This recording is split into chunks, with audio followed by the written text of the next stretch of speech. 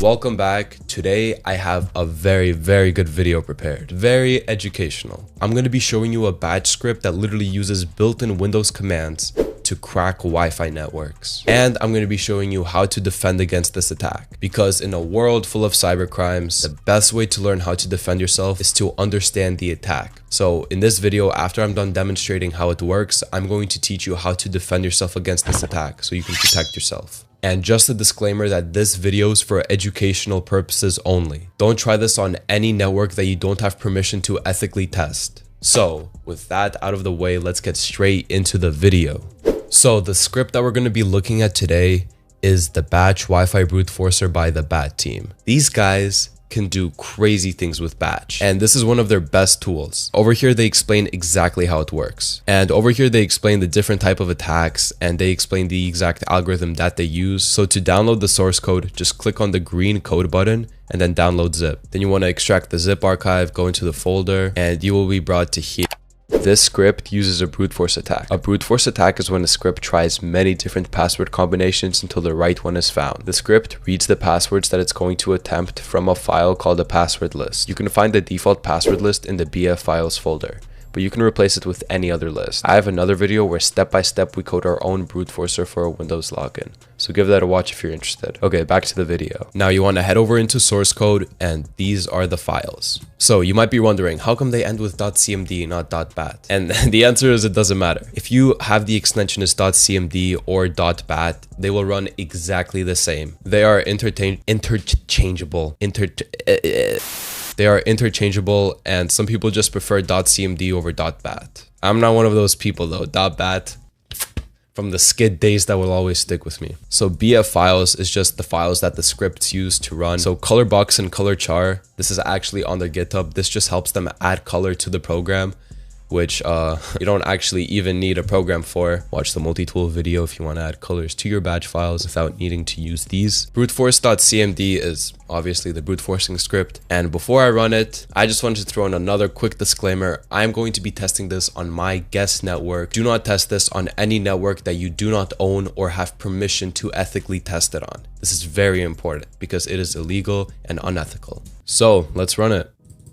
If you enjoy my content and want to go a little deeper into the Ebola Man rabbit hole, I strongly recommend that you check out my private community. Over here you can see all of my deleted YouTube videos. You have access to courses, source code, and private files. And you get to hop on a VC with me once a week. You also get access to my Discord server. This is where we have the VCs, and you can interact with the community here, ask questions, learn from others. So yeah, click on the link below if you're interested. Alright, now back to the vid.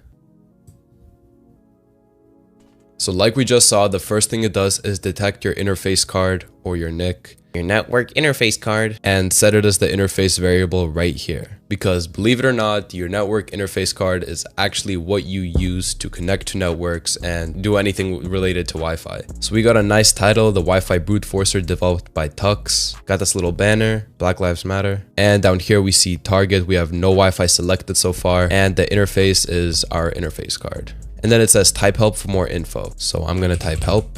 So help, print this page, Wi-Fi scan, performs a Wi-Fi scan, interface, selects an interface for attack, and attacks on selected Wi-Fi. So we already have our interface selected. Okay, so the first thing that we need to do is perform a Wi-Fi scan because we need to choose a target. So press any key to continue, and we're going to type Wi-Fi scan.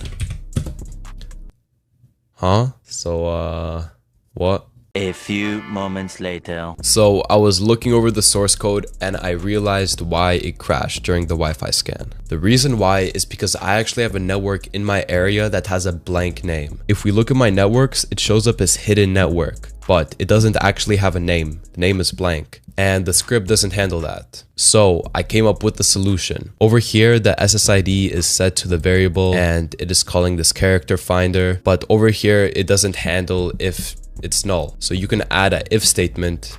If the current SSID is equal to nothing, so if the name is blank, I'm gonna put some brackets. We're gonna set the current SSID hidden network, and we're gonna add quotes around this and around the variable. We're gonna save this and let's see if it works. Okay, I hope that fixed it, so let's test it out. Oh, and here we go. So with my Wi-Fi card, I get quite a bit of range. We see literally 13 networks. So we see my network here, Ebola Guest. This is my network that I own and created just for demonstrational purposes only. And this is what we're going to be testing it on. So we see the index for Ebola Guest is 2. So it's asking us to please choose a Wi-Fi 1 to 14. So we're going to put in 2. Enter. And now we see the target is set to Ebola_guest. So we have our interface set, we have our target set, and all that's left to do is to run the attack. So as we saw previously, the command for that is just attack, enter. Now it gives us a warning here, which is actually pretty important. If you connect it to a network with the same name as Ebola Guest, its profile will be deleted. So let's say if you're testing this out on your own network, you will have to later on, when you want to reconnect, retype the password and you won't be able to automatically connect. This app might not find the correct password if the signal strength is too low. A good USB Wi-Fi antenna is recommended, which is what I have. Now press any key to continue. So it gives us the percentage, target Wi-Fi. We see the total passwords in the list and it's just trying. So we see it's not very fast, but it is working. And we see which attempt we're on. Oh, connected.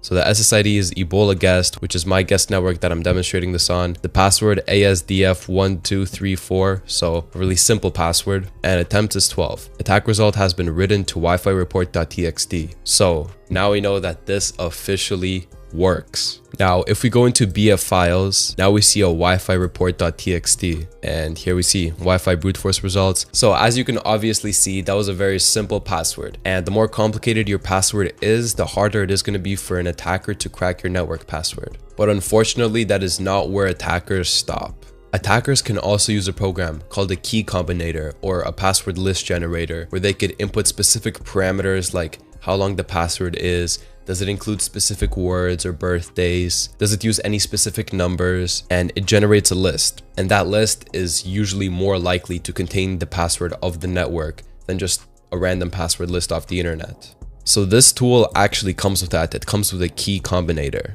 So now let's run it. So we see what is the limit length for creating passwords. So the length of the password. We can input a range. So we can put in 8 to 10, 8 to 11, 8 to 12, or you can just put in a single number. I'm just going to put in 8. And then we see how many passwords will be generated per length. Let's say I'd want to generate 100 passwords. Click enter and it starts generating them. As we see, this is a simple one. It doesn't really give us any specific things that we can add, like certain words or numbers, but we can already choose the length and the number of passwords, which can shorten the attack time and be a little more specific. So now if we go back to BF files, we see passlist_raw.txt, and over here we see the passwords that were generated. And we see that these are a little more random. So it's not just 1, 2, 3, 4, blah, blah, blah. These actually are completely random. And for the long run, attackers would sometimes prefer this type of thing because it's a lot more random. People also try to add some kind of randomness to their network passwords. So to defend yourself against everything that I explained in this video, you just want to make sure that you are using a complicated password. What does it mean to have a complicated password? Try to have it on the longer side. Let's say minimum 8 or 10 characters, maybe even 12. The longer the password, the better. Use different characters like numbers, special characters, uppercase, lowercase letters. Try to randomize it as much as you can. And try not to use any common names, words, or numbers in them. If you're struggling with thinking of a complex password generator on your own, there are many online and lots of free software that you can download that can help you generate and manage these passwords. The one that I personally use is KeePass. This video is not sponsored by KeePass. I have no affiliation with them whatsoever. It's just the password generator and manager that I use. So if you really want something that can generate passwords where you can choose the complexity, but any other generator or password manager that you can find online should also do well. Just make sure you do your research on it. So yeah, you and I covered a lot in this video. Just remember that everything in this video is for educational purposes only. I hope you learned something new, maybe enjoyed it. Thank you for watching till the end. You know I love you. And I'll see you in the next video. Peace.